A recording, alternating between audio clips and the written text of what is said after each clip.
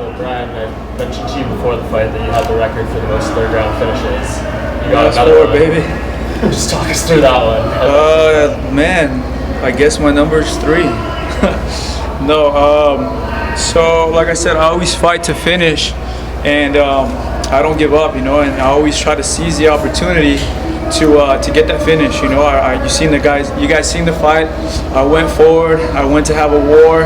I planned on a war. I knew we're 2 guys who are not going to lose, and we're both undefeated. And I said this almost feels like a title fight in a way because we both have something very important to lose, and that was like the record, And we capitalized on that mistake. We knew that he likes to secure points, and he goes for the takedown. And he went for the takedown the second, but I missed my chance. I said, if this happens again, I'm not going to miss. And we trained at all camp at the Gracie Academy with my coach, Henry Gracie, where I said, if this guy shoots in, we got to guillotine this guy, or anaconda him, or darce him. And we did that all camp till my arms got pumped with blood, where I was like looked blood because of just all the guillotines and stuff I was doing. And the second he shot in that third round, I said, this is it. Wrapped it up and finished it. The body triangle on the guillotine, how does that add to this? Did I do that? You did, yeah. Oh. No wonder it felt tight.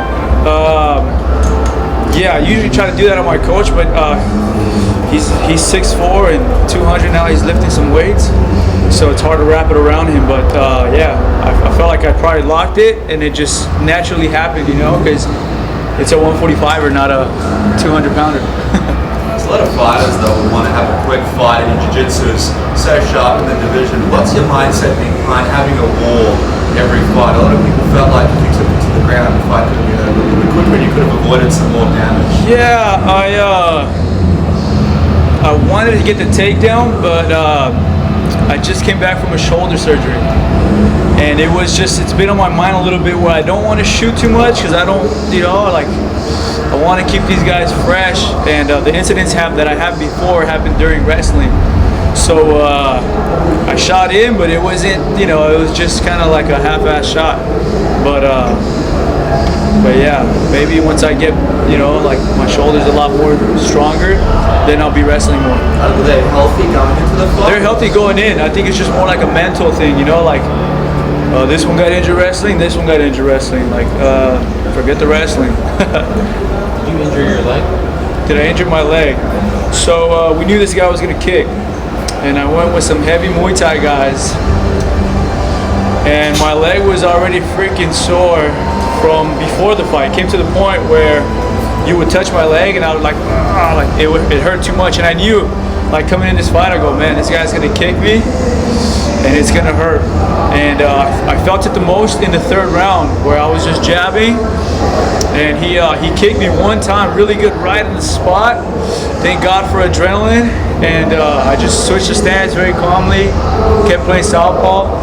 Once I felt good, switched it again. But right now, once the adrenaline fell down, I feel it. You think something's broken? No, nothing's broken. Nothing's broken. What happened with the weight cut yesterday? You made it right at the buzzer. All right, listen. So there was a rumor that I went to the hospital yesterday, and not true.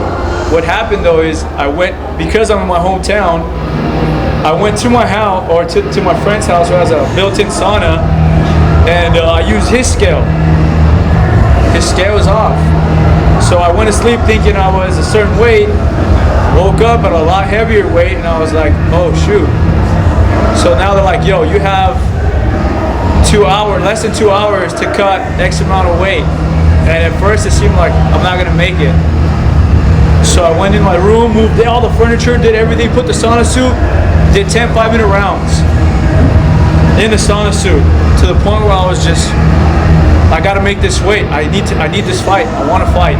And I got down at and the last weigh-in is at 11. You can't weigh anything later than that or the fight is canceled. So I got down at 10:50. They're like, you're 146.5. I was like, oh shoot. All that work, now I'm drained and cutting that much in a short amount of time. They're going, he's not gonna make it. Everyone's like, this guy's not gonna make it. I go, all right, I need a quick thinking. I go, what's the quickest way to lose it? Sprinted to the jacuzzi. Threw me in the jacuzzi, butt naked. And with some towels, right? But And I was like, the guy's like, you have 4 minutes exactly. Like, everyone's panicking. And I'm panicking a little bit, right? And all of a sudden, the guy's like, 30 seconds left, get him out. They got me out. I ran across the hallway with just butt naked, with like towels on and everything. And we're rushing through. And then we get to the back, and I'm like, man. And you could, when you, obviously long hair, it's in braids right now, but it carries some weight. So I was like, man, I don't know if I'm gonna make it, or I don't know if that was enough time. So I rush in there with towel, already naked, because I didn't have a chance to put clothes on, because they're like, yo, you have to make this time frame. So they rushed us to the back, and I grabbed the knife, because they don't have scissors. I gave my coach James Larson the knife. I go, if I don't make the .5, cut the freaking hair off. It has something on it. And I went in there and it went 146.5. And then 146, and I was like, oh yes, I get to keep the Tarzan hair, you know? The Tarzan's still there. How much weight were you over? I'm not gonna tell you guys. No, can you keep a secret? Can you keep a secret? So can I. How bad would that have been for you? It was bad though, it was bad. How bad would that have been for you if you did have to cut the hair? What would that mean to you? I still look pretty regardless, I feel, you know? I still feel like, you know, I look pretty. I would have just went to the barbershop, cleaned it up, faded up a little bit, and shocked everyone with a new haircut, but would have pulled it off. Are you within the new California regulations on your weight cut limits? No, I came in perfect. I walked in 158. I just kind of read the wrong scale. Who won next? Who do I want next? I feel like I want to talk to my team, and everything that we've been doing so far has been strategic, as in terms of who to pick, who to fight, and obviously I've never backed down from any fight. You know, like the UFC gave me tough guys. On 2-week notice, I fought Tavares.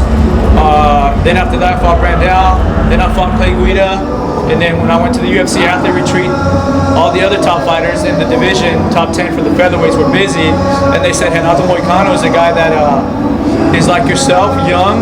You guys have similar records, similar age, similar reach, everything. And it'd be a crazy fight between you guys. And they were right. You know, 2 undefeated guys. And we said yes, right on the spot. What did you see in the back when you guys race? It seemed like you said something to him, or he said something to you. Yeah, I feel like he was maybe a little upset, and he was like, no, we're gonna do it again, like we need to do this again. And I just told him, listen man, I respect you as a fighter. I go, I have no bad blood.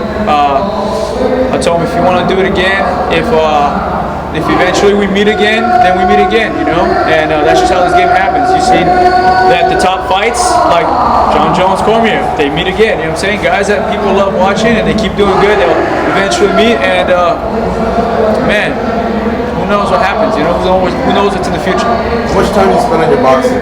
Because your head movement is incredible. It's really improved. Thank you. I've been boxing with my coach James Larson for about. I met him when I was 17. We started training together since I was 18.